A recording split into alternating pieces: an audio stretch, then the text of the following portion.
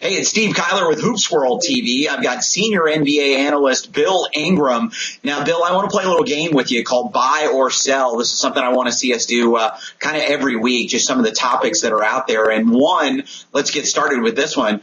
Buy or sell, are you buying the Toronto Raptors as a playoff team? I mean, we've seen them play a preseason game now. Jonas Valanciunas might need a little bit of work, but are you buying that this team could be as good as maybe the 8th seed in the East? Well, they are going to need a little bit of work, and not just Jonas. See, when you have a lot of new components, a new starting point guard, and of course Kyle Lowry is missing some or maybe all of preseason with an injury. Unfortunately, this team is not going to have what they really needed, which is 82 games together under a full training camp and a full preseason together under Dwayne Casey before they prepare for the 82-game season, and they're not going to have that. And so there's going to be a little bit of catch-up time early. I don't have any doubt that the Raptors can be good enough to be a playoff team. Where it gets difficult is when you start doing the math. Only 8 teams in the Eastern Conference are going to make the playoffs. And tell me which one of the top 8 falls out. Maybe Philadelphia, maybe Andrew Bynum can't stay healthy, maybe the Atlanta Hawks. But there are 8 solid playoff teams in the Eastern Conference. Not that Toronto can't be very, very good, and I think they will be very, very good, but somebody else is going to have to slip as well, especially when you consider there's probably a little bit of a learning curve in November because of the injuries and new players getting used to the system and rookies that are going to play a key role. All right, Bill, there's been some debate. Which is the best team in New York? Are you buying that this Brooklyn Nets team could be the best team in New York, or does New York still belong to the Knicks? Well, I think when they moved into Brooklyn, New York became a different place. Alex Kennedy, of course, we had a nice debate on the site last weekend, and I got to tell you, I don't believe in the Knicks. I think they're obviously a playoff team with that much scoring talent, but I still think you have to play defense, and it can't just be Tyson Chandler and maybe Jason Kidd for 12 minutes. They got older and they got slower during the offseason, so that's not usually a recipe to be better. Granted, they got Mike Woodson, and he's going to try to get somebody to play some deep. Maybe he's going to trip Carmelo and cause him to slip and fall and steal the ball in accident or something. I don't know. But there's a mentality that isn't there. Whereas with the Brooklyn, you have a new building. You've got all the excitement that's going to be around that, the energy. You've got a great cast of players, good depth on that team. Darren Williams, the chip on his shoulder is a lot bigger now because he has a healthy cast of guys around him.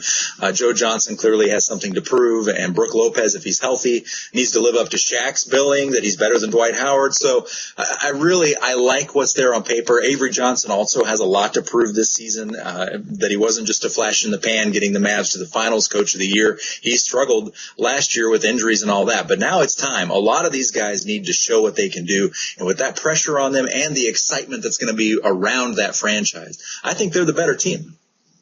All right, Bill, final one for you, and it's going to hit close to home.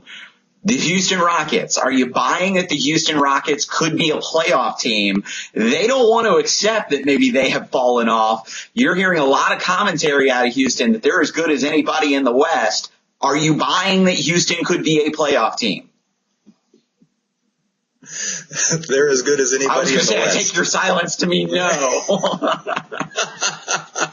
Look, I've been a lifelong fan of the Rockets. Nobody wants to love that team more than I do. And I find some way to love them even when they hire bad coaches and make silly decisions. What they've done is they're rebuilding. And maybe they don't want to admit this, but this is a team that's rebuilding, and they're finally doing it the right way. They finally admitted that the franchise guy is not going to come play for an organization that looks at rosters and player evaluations the way this team does, and they're not.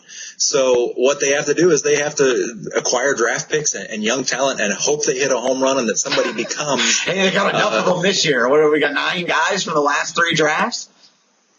That's just it. And most of them are at the same position, but, that's beside the point.